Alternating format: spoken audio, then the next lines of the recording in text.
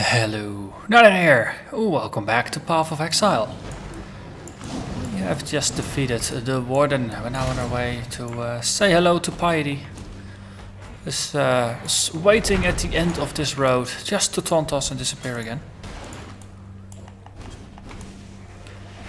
And well, so far level 63, areas 57, so we are quite a bit over leveled.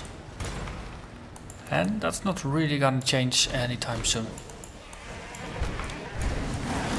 But that's what I said. I hope to just get through most of the content soonish. And just entertain you a little bit along the way. So I did do the Granddaddy Crab quest with the Dweller of the Deep in between episodes. And got myself another skill point. And I'm pathing towards Breath of Rime. So that's this one, and it's a path that adds the chill freeze duration, extra chance to freeze, a little bit of damage, and more freeze duration and freeze chance. So this is the control branch, while Heart of Ice is pure damage. That's it. Oh, focusing on freezing as a defensive mechanism. Therefore focusing on that branch first. And after we get those two branches, we're heading to the right side of the tree to pick up the freezing related nodes near the shadow for yet more control elements on our character. And at that point we will slowly start picking up critical strike chance. Which... oh, hello there, Guardian of the Mount. It's so nice not knowing you, I think. Yeah, let's go with that.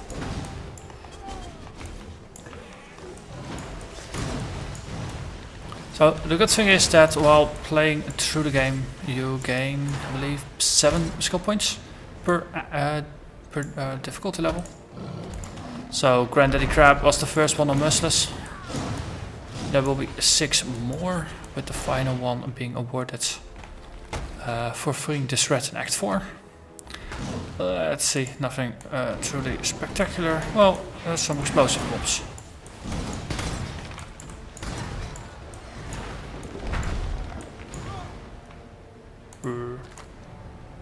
Hello? Anybody home? There, you too. Oh look, 2 orbs of augmentation.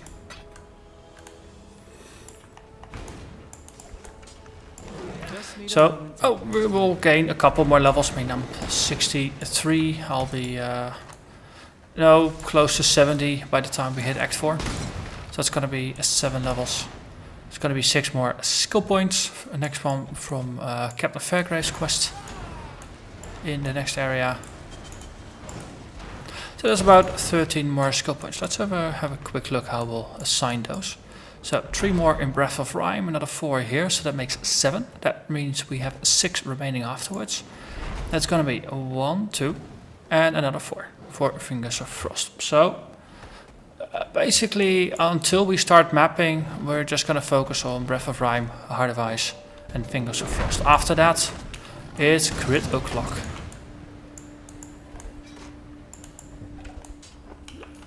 So that just happily seems to coincide roughly with making it to the end game.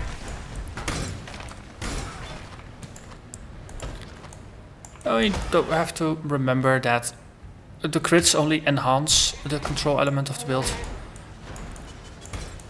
So I think it's perfectly reasonable to add them on at the very end of the build. It just makes a good build great, rather than being mandatory for this build. Might even say it makes a fun build even more fun, but we'll have to wait and see to say that with a bit more certainty. Until then, well, it's just an assumption. Someone's been busy.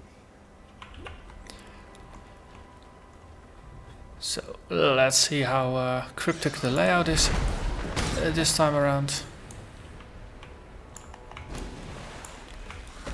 I have to admit, with all the those new special mob types, they haven't been as in your face that I had expected them to be.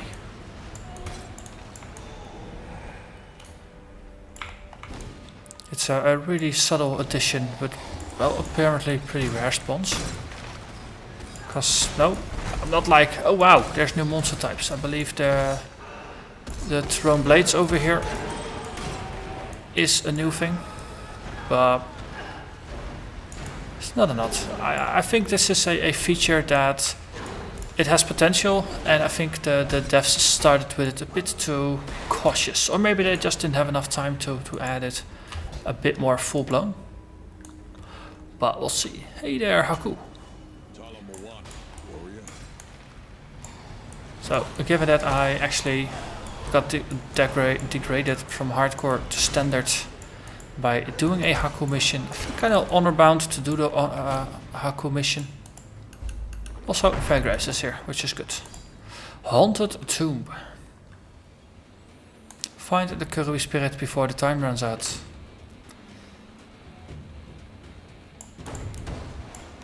Hello there, Immortality Totem. Level was 58. Okay. So rares dropped by yellow mobs and by uniques are item level 60. And as a result can be fed to the chaos recipe. Which is a pretty decent way later on in the game to acquire some chaos orbs for yourself. The recipe being basically having to find unidentified or identified items, but rare items basically that would fill up every slot on your character sheet. If you sell all of those to a vendor at the same time, you will get a chaos orb instead of the usual mix of alteration orbs. And if you keep them all unidentified, or if they are all 20% quality or a mix thereof, then you'll get 2 chaos orbs instead of just a single one. Hello there, Arua.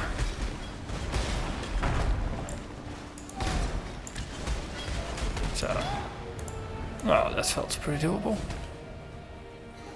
Of course, mobs are gonna get reanimated.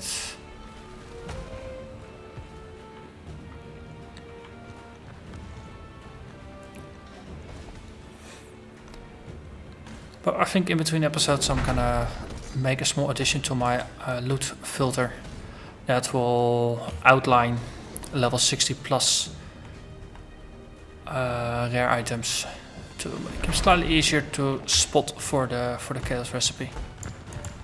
Seems like a useful addition.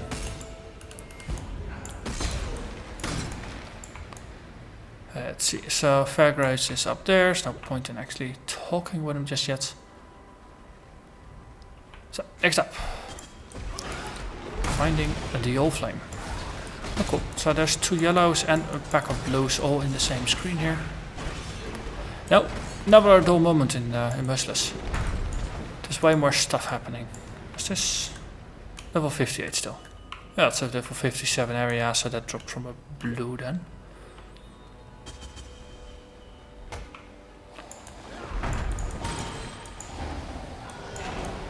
Hello there, Spectral Corsair. Okay, so these are the new special mobs. They are special.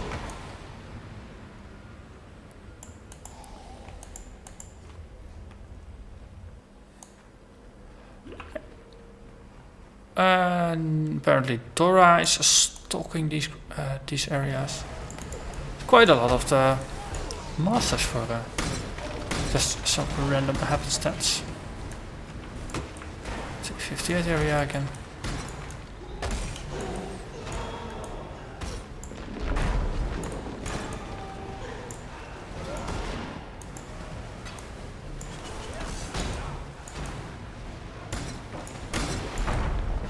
So far so good. Massive shrine. Makes you larger and more importantly increases the size of your AoE. And bigger AoE is always better. Just look at it, it's covering most of the screen at this point. Reaching all the way to here.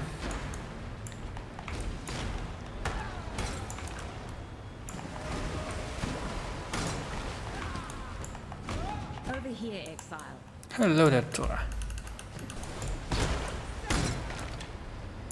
Well, I'm gonna kill some things first. This seems pretty convenient. Ooh, cartographer's chisel. And then the shrine wears off. So we know we have to backtrack.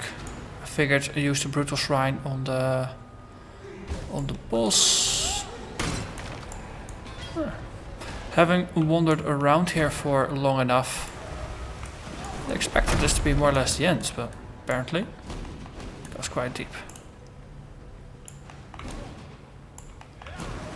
Okay.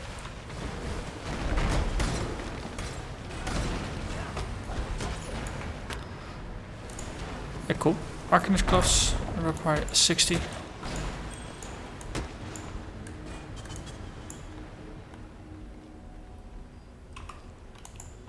And the poor slave girl with the hill flame.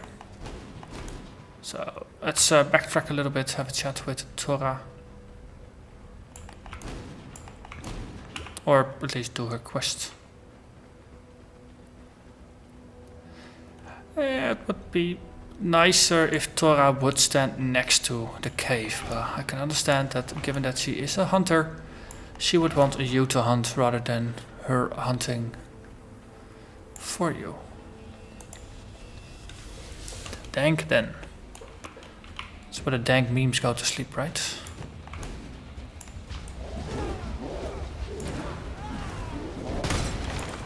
Works pretty well. In case of being surrounded, just keep popping vortices. Especially because the vortex is kind of leeching mana for me. Works pretty darn well. So that looked pretty. Bitterdream adds mana leech to it, so you can basically keep popping vortex and it will just keep going and going and going. Also, this one has quite some life on it. That's a level 60 steel circlet. I'm rather curious why it's not showing. Of course, because it's a low level item with a high level item level. Makes sense, because normally this is not something you would want to equip because it's too low level. You can equip higher level stuff as a high level character. But yeah. Hey, and that is Tora. Well, we did pick up the waypoint at the start of the area, so we can might as well just pop out. Then empty our pockets. Hello, Nessa. I shouldn't have ID'd this. Oh, this is the start of a chaos recipe.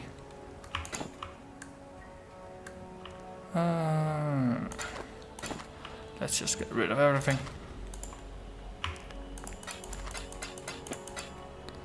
And then we just put this in for sorting and we take the hill flame. That's the ship graveyard. And the trick was to just follow the wall. And the Fairgrace is over there.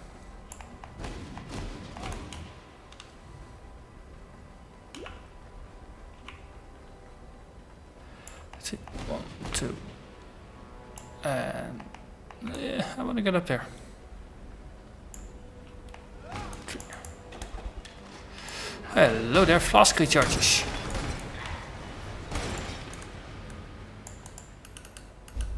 And that was Fairgrace.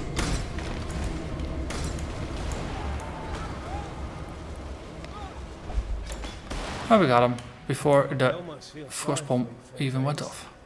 So we can have a chat with Tarkly when we get back in town to claim the skill point. It's gonna give our attacks a 5% chance to freeze, so it is gonna be useful before Merveil. Just a little bit of extra utility.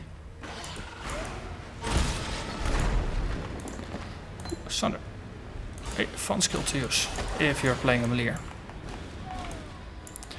And a ghost. Actually, I've gotten slightly better at catching ghosts. And do mind I'm emphasizing the slightly over here.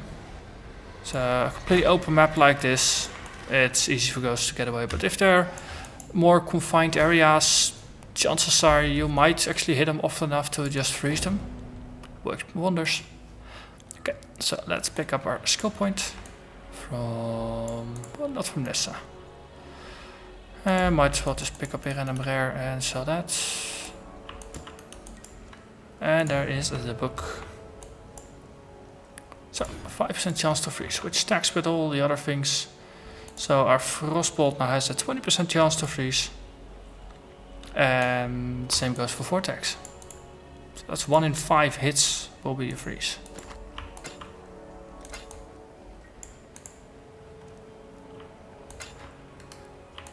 And that is even ignoring the 10% or no, I think it's 10, roughly 10% is chance to freeze with the Vortex and the 6% chance to freeze with Frostbolt. So it's closer to 1 in 3, 1 in 4 chance to freeze. Which, well, with this build you want. Frozen enemies don't kill you, don't hurt you.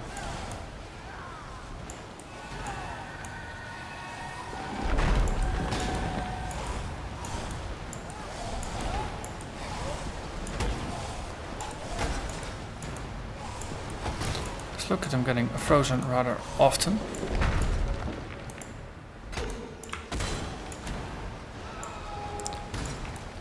On the other hand, insta-kill is even better than freezing. Wow.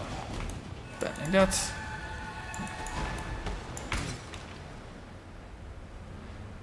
That's a dead end. Yeah. Let's follow this little squiggly tunnel down here.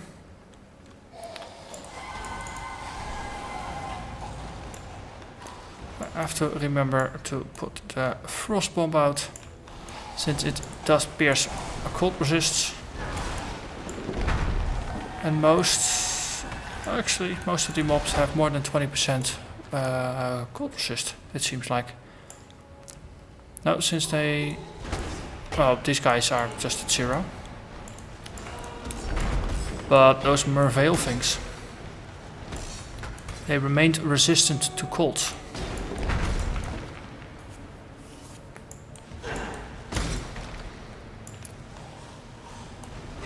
Yeah, see, resist cold even when there is an orb nearby. So that means their resistance is 21% or higher, because after applying the frost bomb they still resist 1 or more percent.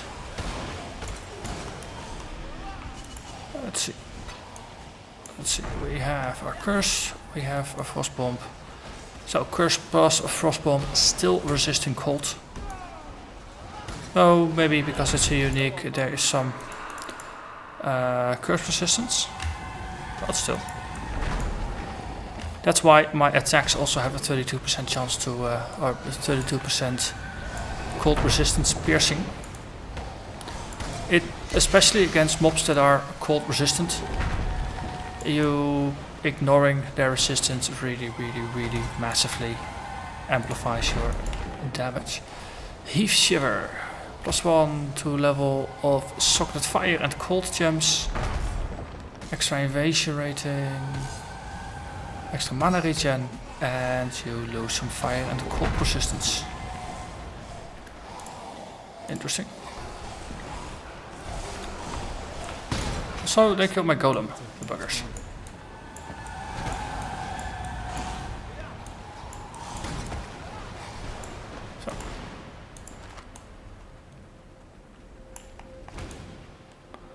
So I wonder if the cold to fire damage conversion gem counts as both cold and fire, because if you shocker it in this, it gets +2 levels, which might be interesting.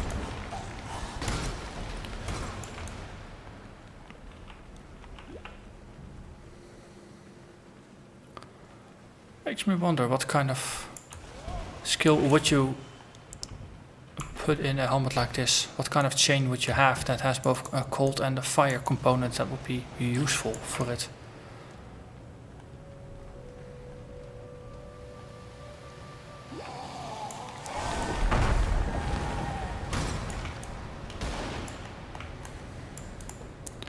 Would that be something like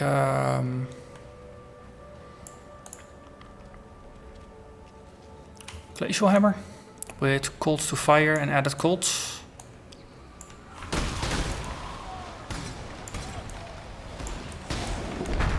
And added fire, presumably. So you get a little bit of damage scaling going on there.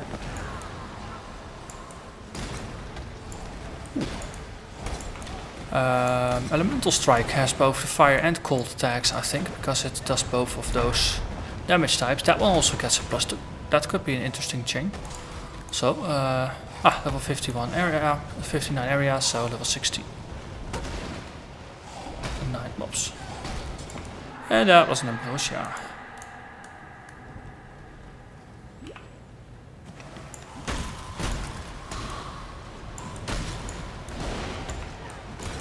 So this is the point where rares start to get interesting for accumulating more Chaos Orbs. Oh, Chaos Orbs are now the currency in this game. But in addition to that, they are also useful if you want to do some crafting yourself without actual trading. Since you can reroll any rare item into another random rare item of the same type with just different mods using a Chaos Orb. Hello there, Decimation Bow. It's far enough away, but it's hexproof. Of course it is hexproof. Why wouldn't it be?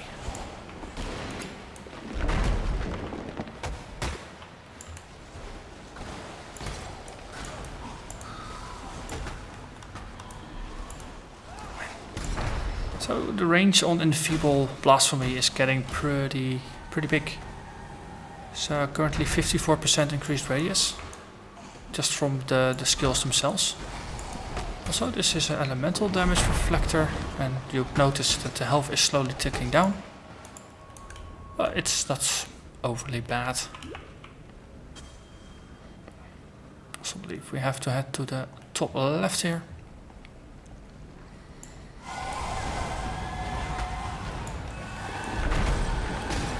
Oh yeah.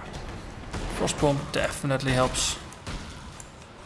Especially because the resistance piercing in the Vortex is not as high as you would want it to be. It's only 18% rather than 32%. Oh, all the bits help. Not gonna complain too much about that. Just need a moment to But at some point you might want to swap out the Bitterdream for something that helps you a bit more. But for the low level builds you just can't beat it, it has too much utility.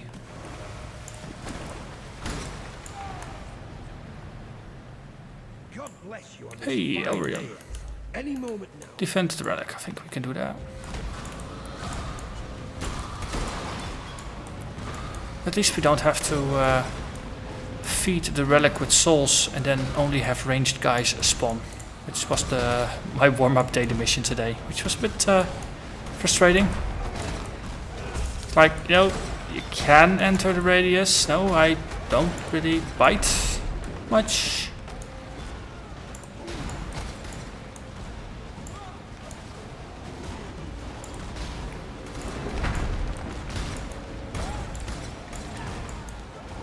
It's always if you've got a build that's pretty decent area damage, it's just always so relaxing. But there's not a lot of stress here since you just keep killing monsters and your health never really moves or your energy shield. Golem is a bit panicky. Well, it's the Golem. Okay. And that's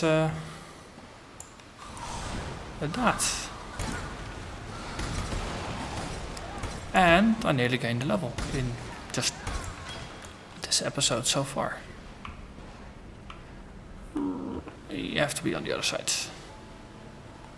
Oh no, there's no path here. We have to head left.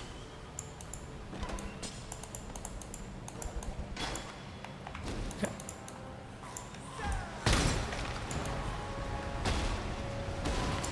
And that was that. Let's see. And there, all that glitters is gold. Merveil. Lady Merveil.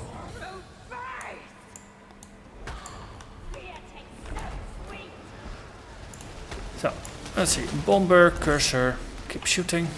Also, she really likes to shoot through the Golem. And again, Golem has basically 0 resistance. Let's drink our regeneration potion. It helps a bit.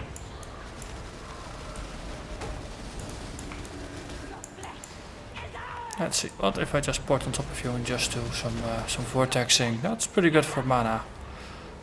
Maybe I should combo it here. So we bomb you, vortex, bolt, bolt, bolt, vortex. So we cast our Golem.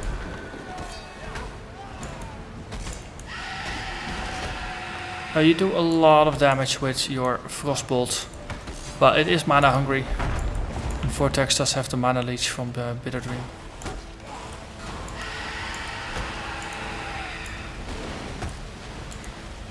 Right, let's summon the horde of skeletons just to make things easier.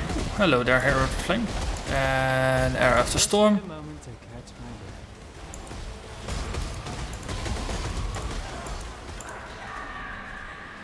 Yeah, pretty easy to take care of. Right.